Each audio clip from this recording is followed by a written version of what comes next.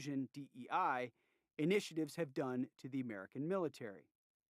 DEI amplifies differences, creates grievances, and excludes anyone who won't bow down to the cultural Marxist revolution ripping through the Pentagon.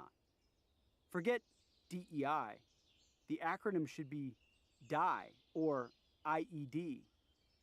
It will kill our military worse than any IED ever could.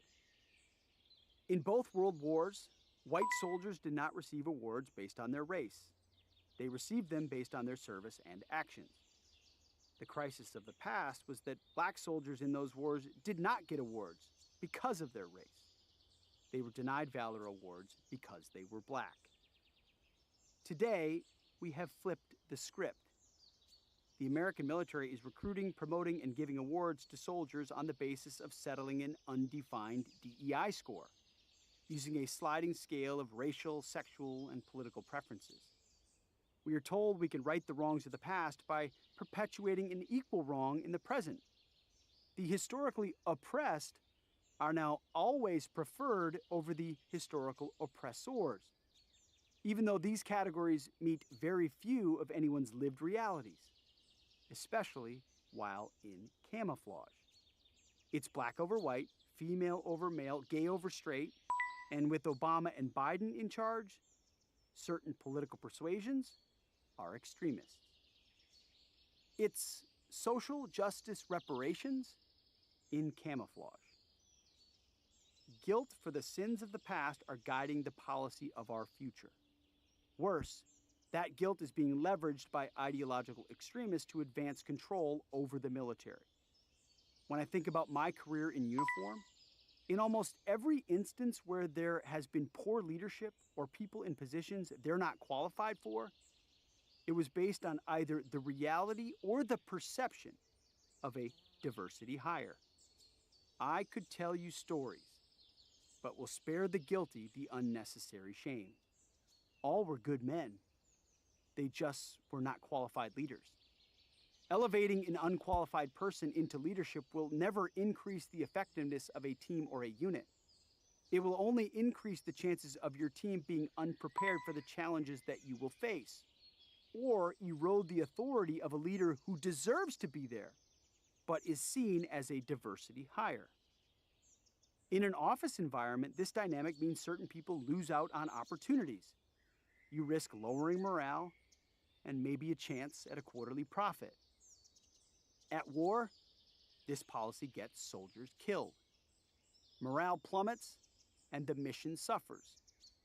Everyone loses, and some lose their lives. Americans expect the opportunities to be equally afforded to all races, creeds, and genders. That is the standard. And no one wants the scales to be weighted against anyone's success. Only the most racist passenger would be offended to discover that his pilot is black. But no passenger would be happy to know that their pilot was flying their plane because of a program that allowed lesser qualified individuals into the pilot's chair in the name of inclusion. The fundamental danger of a woke military is not that there are no grievances to be addressed. The danger is that they are addressed capriciously and by fiat, through regulations and political machinations. The difference between the promises made to black American warriors by General George Washington and Andrew Jackson was that they were promises made by a person, not covenantal expectations carved into the law. Promises made by people or parties can be retracted as easily as they can be offered. Just ask African American soldiers who were betrayed by Old Hickory.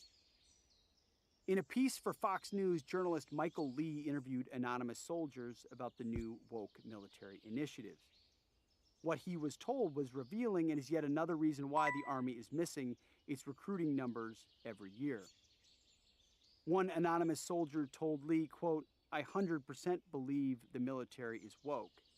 I see daily minorities, overweight people, and women not adhering to military standards," end quote. Another said, quote, "Nobody corrects them due to the fear of being fired and labeled a racist or a sexist," end quote. When asked about the new woke army, Biden's Secretary of the Army, Christine Wormuth, stated flatly in a 2022 press conference, quote, "We get criticized, frankly, sometimes for being woke. I'm not sure what woke means," end quote. She paused and moments later, almost thinking aloud, added, quote, "But first of all, if woke means we are not focused on warfighting, we are not focused on readiness, that doesn't reflect what I see at installations all around the country or overseas when I go and visit," end quote. Yet minutes later, Secretary Wormuth contradicted her previous statement by adding, quote, "I do think we do have a wide range of soldiers in our Army, and we've got to make them all feel included. And that's why a lot of our diversity, equity, and inclusion programs are important," end quote. So training, lethality, discipline, and readiness are in fact secondary to people having a diverse buddy sit with them as they share their Chili Mac MRE. We have a Secretary of the Army who thinks her branch of service is a DEI summer camp with bad haircuts. Even though it's not ideal, civilian organizations can afford to treat their people like a successful kindergarten, where everyone's differences and feelings are catered to. But the military cannot afford it. The military isn't about celebrating differences or emotions. It's about celebrating commonalities and forging discipline. It's an institution that makes and requires adults, normal people, who can think beyond their individual needs to the betterment of the group. New woke ideology undermines this by obsessing over divisive history and victimhood. Former Secretary of State Mike Pompeo, a West Point graduate, wrote, quote, "How can we ask young men and women who've decided to risk their lives for America, even die for America, to affirm that our country is inherently racist? How can we ask them to view their brothers and sisters in arms through the narrow prisms of race and gender? The clear and obvious answer is that we cannot, not without putting their lives at risk on the battlefield. A woke military is a weak military. Unfortunately, woke and weak are exactly what our military is becoming under Biden's leadership," end quote. Joining a team often starts with self-interest. But if that continues to be your priority, you have a problem. Ultimately, your main question should be, simply put, how are you making the organization better? Every company, every team, every partner wants someone who's adding to the mission, adding to the success of the team. The primary reason the left enforces these woke policies on the military is to take full advantage of the culture of following orders from leadership. Soldiers have no choice, so you weaponize the honor and duty-bound fidelity of the enlisted to not question lawful orders, and woke bureaucrats eagerly adopt nonsense policies they stole from the Human Resources Department at National Public Radio. So-called diversity is not our strength. It is our weakness. Unity has always been the strength of our military, and anyone with a brain in their head knows it. Yet here I am, having to argue with these idiots. The scary reality of our moment is not how the military went woke and weak, but how our leaders allowed it to get that way. We are led by small generals and feeble officers without the courage to realize that, in the name of woke buzzwords, they are destroying our military. Standards are being flushed down the toilet, followed quickly by readiness, and then American lives. My concern is that the woke military no longer shares the basic mission that has always directed us toward our true north. The mission of the woke military is not to be better, faster, and more lethal. It's to be more diverse and inclusive so that we feel better about ourselves. This is bullshit. It's not worth serving for. This social justice-obsessed generation anticipates the Memorial Day where they can hold their heads up high at the dynamically diverse burials at Arlington National Cemetery without realizing that what is more important is the discipline, competence, and lethality of the warrior who goes home after the fight. We went from giving the enemy no comfort and no quarter to having designated hugging stations to embrace each graduate at the Air Force Academy. Furthermore, the woke military is changing the default settings of racial behaviors and attitudes. The woke military currently assumes that if you're white, you harbor racist views. You can't not be racist. You need to read about being an anti-racist.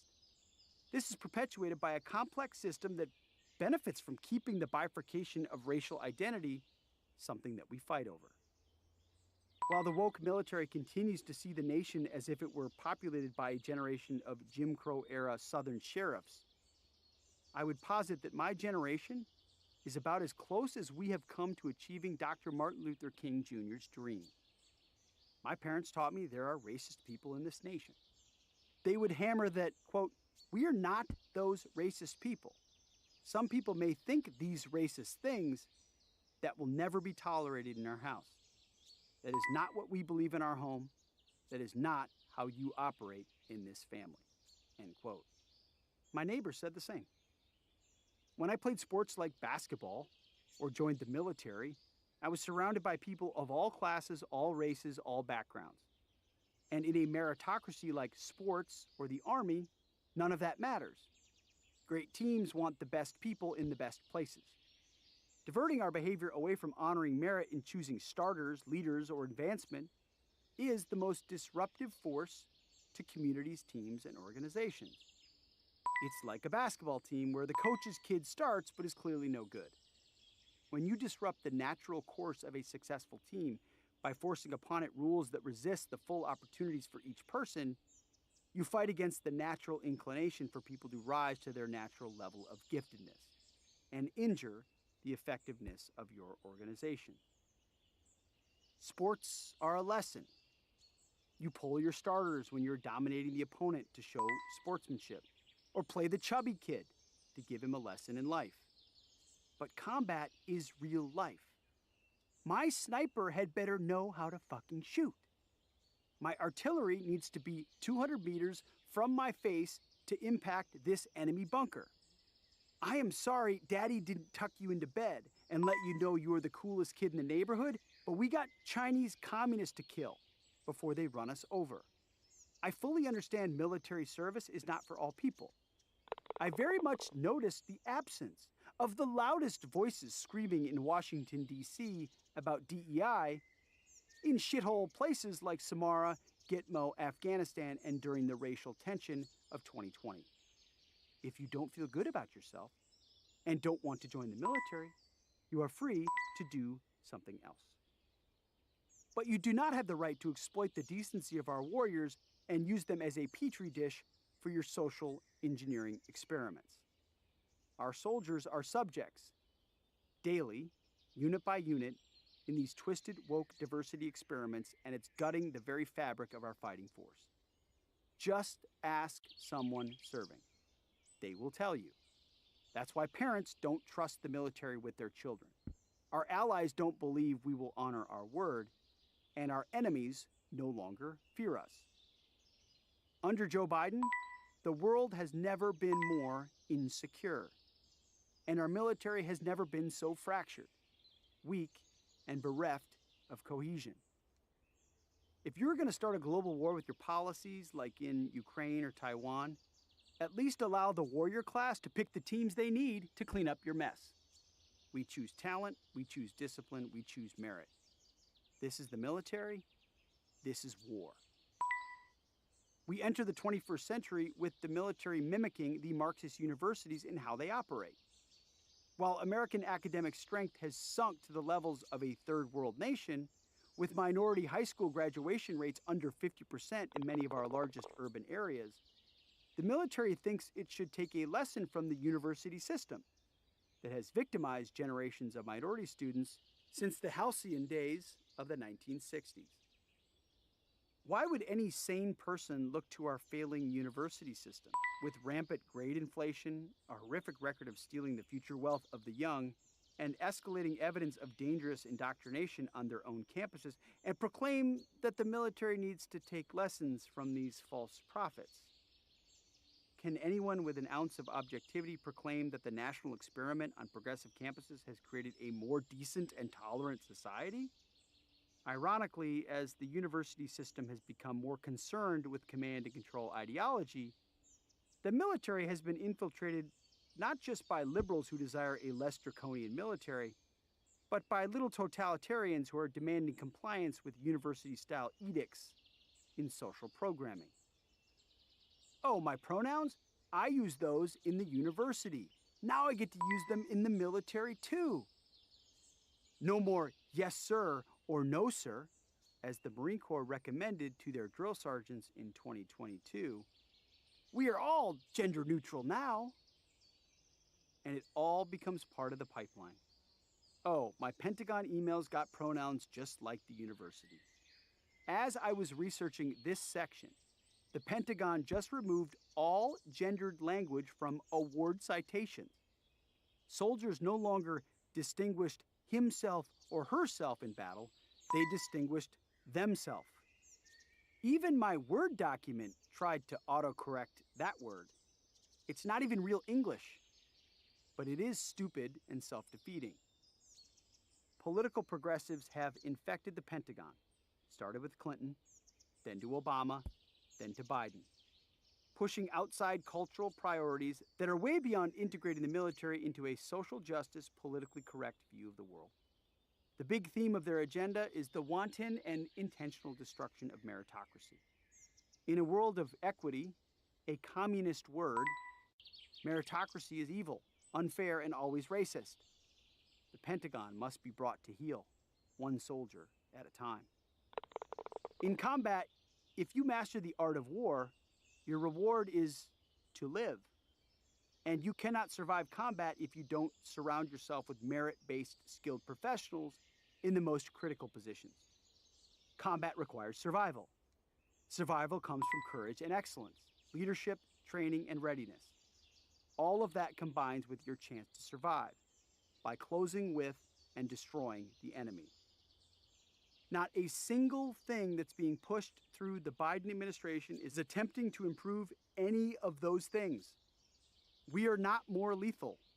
We are more likely to lose. That's it. Bottom line, we will lose future wars just like we are losing recruits. Soldiers who endure Pentagon briefings about non-existent but somehow rampant racism retire. Soldiers who get passed over for promotion because a certain race must fill a certain slot retire. Leaders who refuse to go along with the woke nonsense retire or get pushed out. Civilians on the outside who see what's going on choose not to join. Worst of all, military leaders who go along with the leftist social experiments get promoted. It's been that way since Obama, and it's on hyperspeed today. Chapter 9. Men need purpose, not inclusion. March 2006, Fob Brassfield Mora, Samarra, Iraq. I couldn't concentrate, and I desperately needed to focus.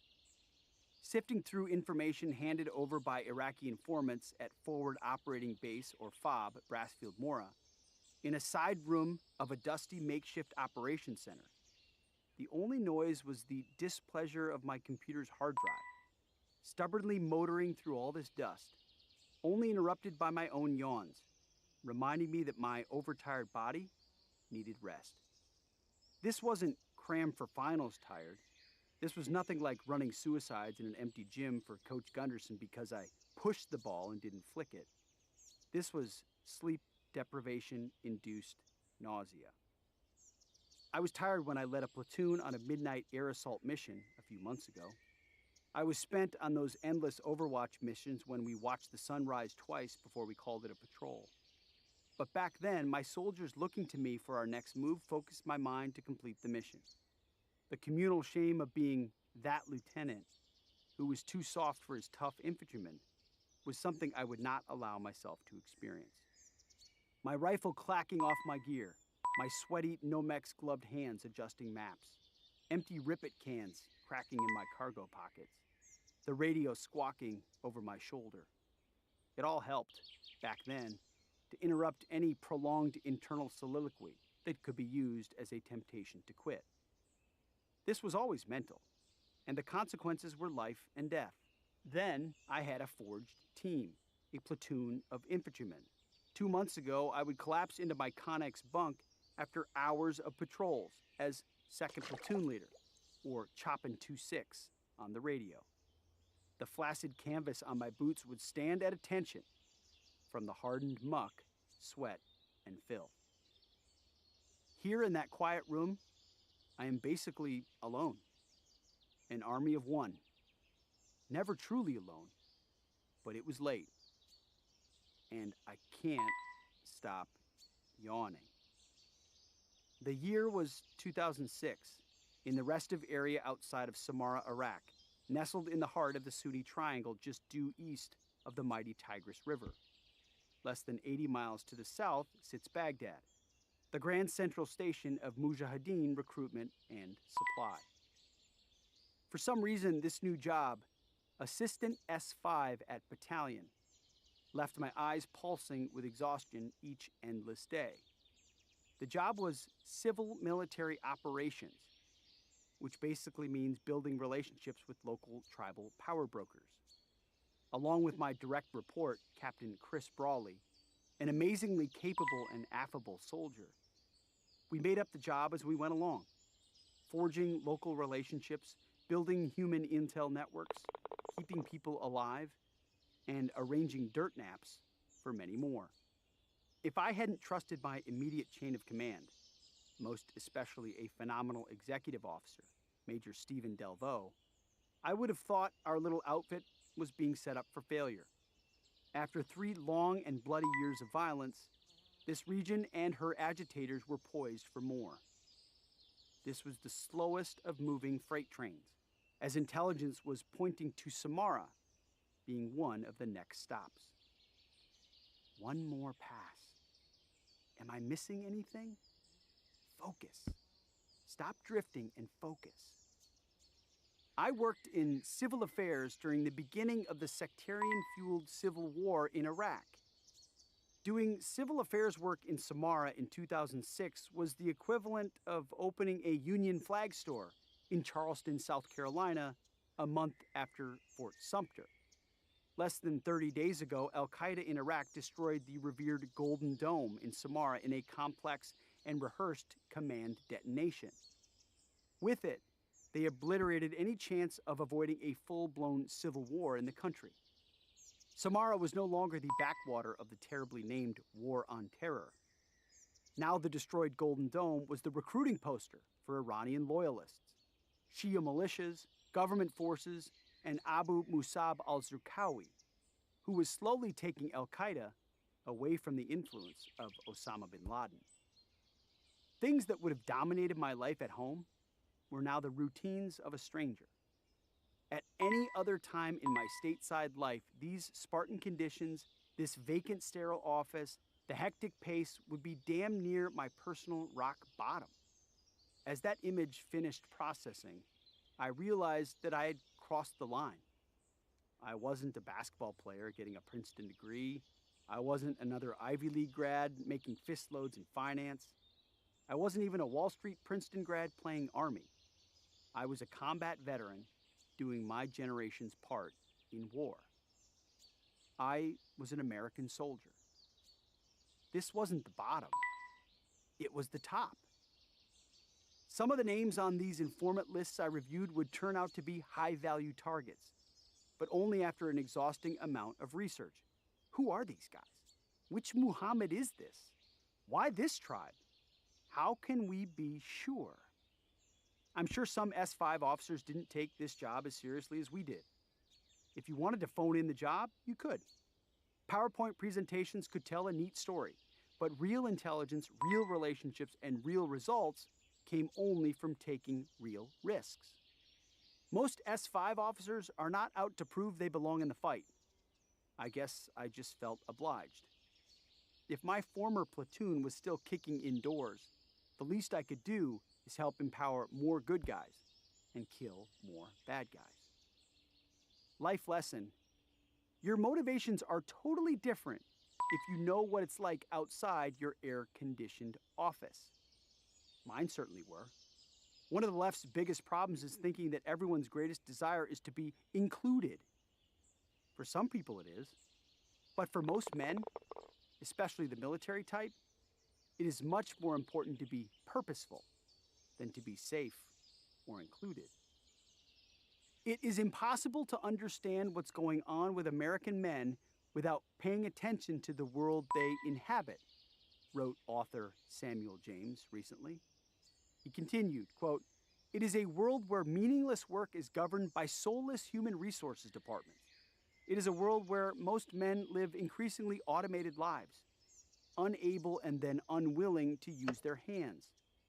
The emerging American man possesses nothing, creates nothing, for nobody in particular."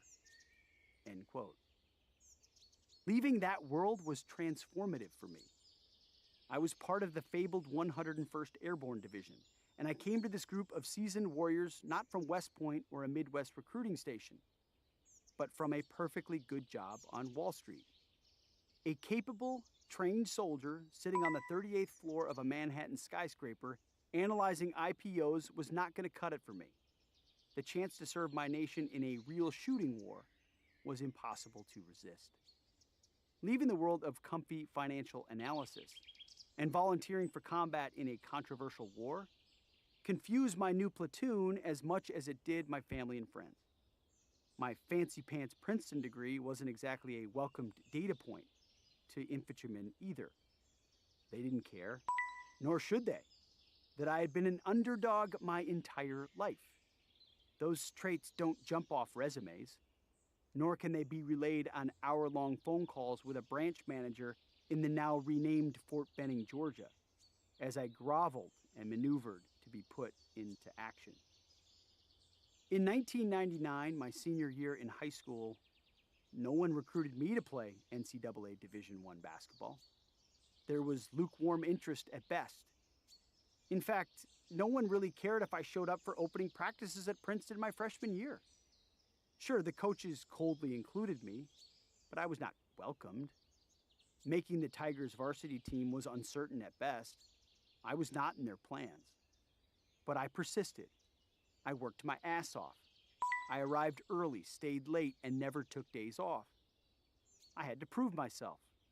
Proving that I belonged on the court somewhere was a huge part of my evolution into adulthood as a young man. My dad and I sent dozens of VHS video highlight tapes, along with typewritten letters to every major basketball program that was dumb enough to publish their address. Let's just say the response was underwhelming. No one wants you. I wasn't included just because someone wanted to meet a quota. That was a good thing.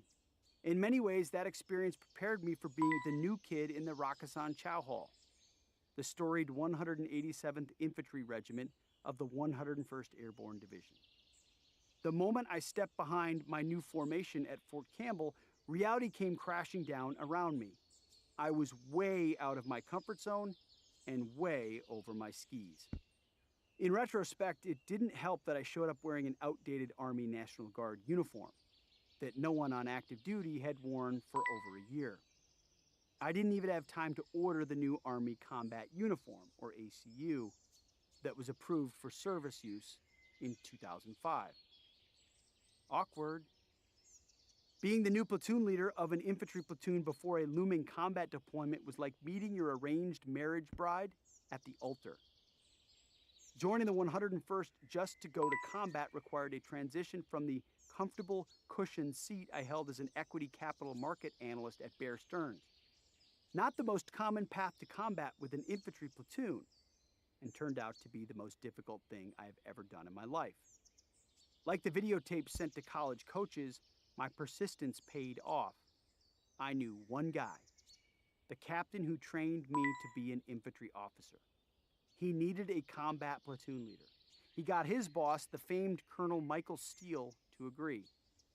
I got my National Guard unit to release me.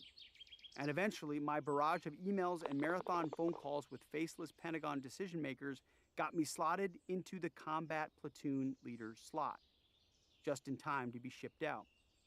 The day my orders were approved, A colonel from the Pentagon called me and put it bluntly, "Your orders to 3187 are approved.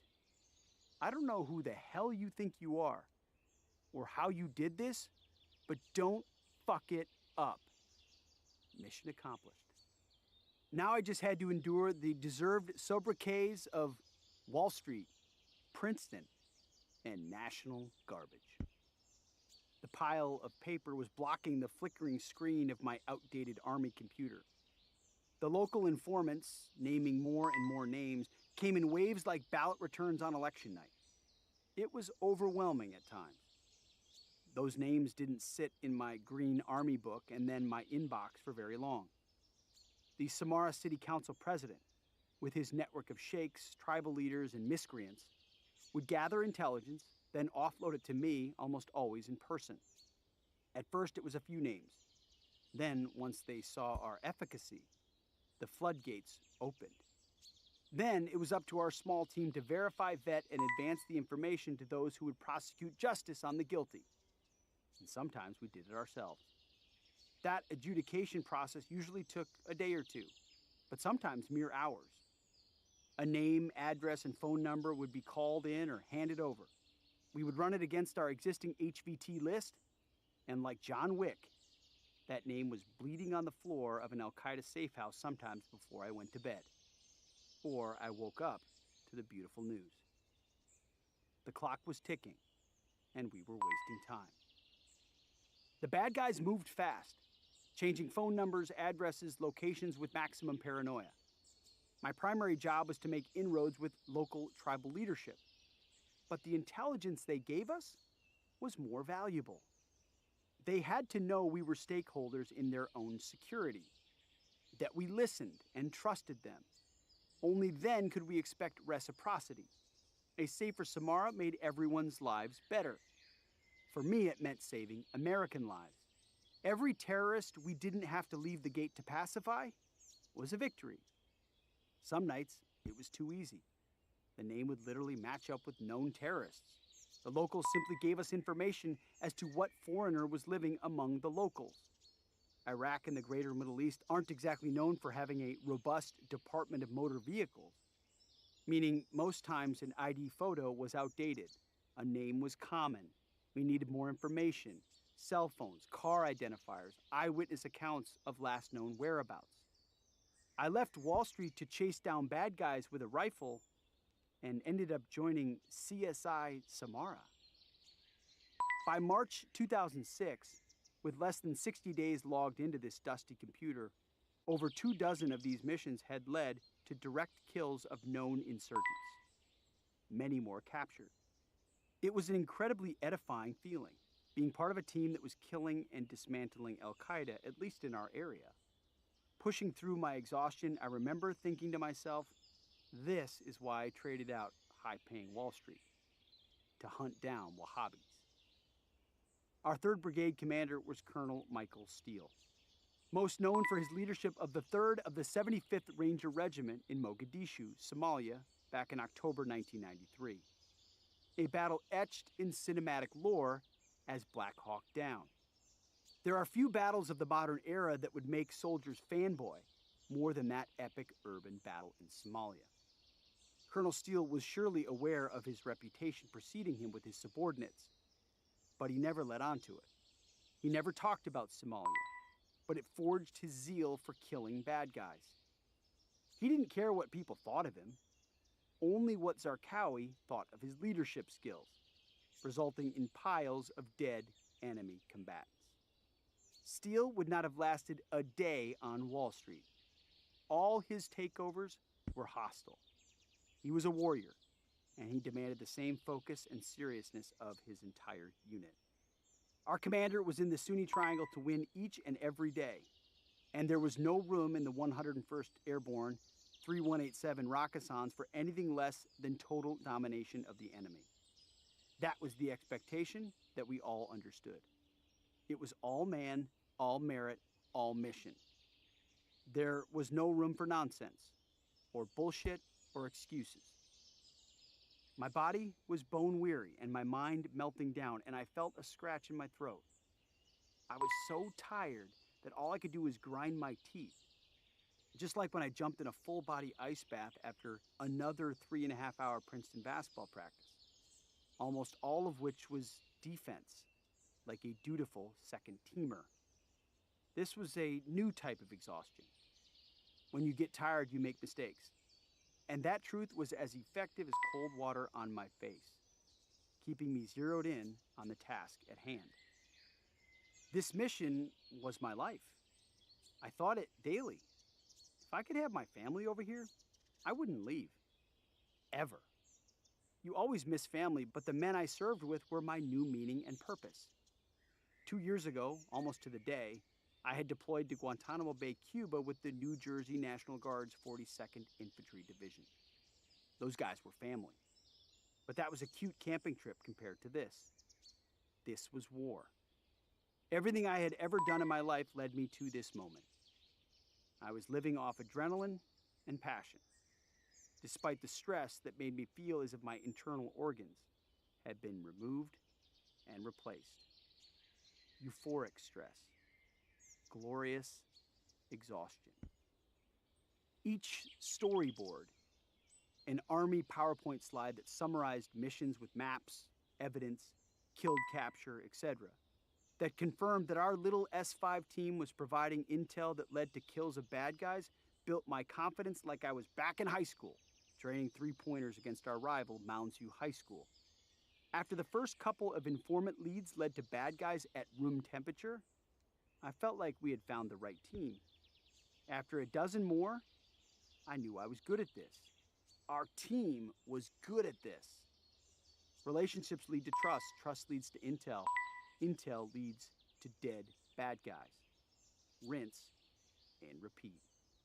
After 25, I realized that perhaps my planetary purpose was to proactively, politically, and then militarily destroy Islamist radicals. Feeding a well-oiled killing machine? Now that's my jam. My talents were appreciated. The hard lessons I learned as a platoon leader in the unit were not done solely to embarrass me or put me in my place as the FNG, the fucking new guy, but more importantly to forge me, quickly, into a member of our team, our tribe, a warrior. Muscle memory kicked in every time we met with another tribal leader or pored over a map of the city with AK-wielding, chain-smoking, temporary allies. We would analyze the human terrain, pick the right targets, grab the informants, and then either act on it ourselves with the help of eager and willing infantry platoons, or pass it along to John Wick. Everything else faded to nothingness. As a dedicated Minnesota Twins fan, I couldn't tell you anything about their starting rotation or early season potential to win the pennant that year, something I loved to do when I was a civilian. Baseball is baseball, but this was the big leagues. I was focused on what insurgents were coming to town and which had fled. Where were their new safe havens? What neighborhoods did they control? What tribes were in bed with Al-Qaeda? Working with us? Both. All information had to be triple checked without tipping off the locals about what we knew and what we were planning. The entire job was subterfuge. Our friends were treated with respect and caution. Our enemies were treated with respect and violence. Some days you found out the difference only after you'd spent an entire night raiding house after house after house. Colonel Steele made it clear our op tempo was up all day, open all night, sleep when you must. Nothing was easy. No simplicity in this battle space. The bad guys could just be local boys who insulted another local leader's daughters, or some mid-level sheikh who insulted the clout of a tribal elder. Nothing was taken as fully true until the puzzles were solved, and sometimes they weren't. Even then, we couldn't always know. But here's what I did know. The United States Army's heralded 101st Airborne Division could not be used to exercise petty personal assassinations just to curry favor with local leaders. The radio chatter down the hall frequently startled me back into my work. Radio updates brought in a cacophony of chaotic background noise that reshuffled the deck in my brain. usually at a time I needed to both focus and sleep. Sometimes it was mundane patrol check-ins, sometimes troops in contact. Other times, John Wick got another. Never time for celebration, only on to the next informant, the next tribal meeting, the next night of raids. But each time with more swagger and confidence. Planning the next operation, I looked at this morning's early mission and moved that file to the other pod.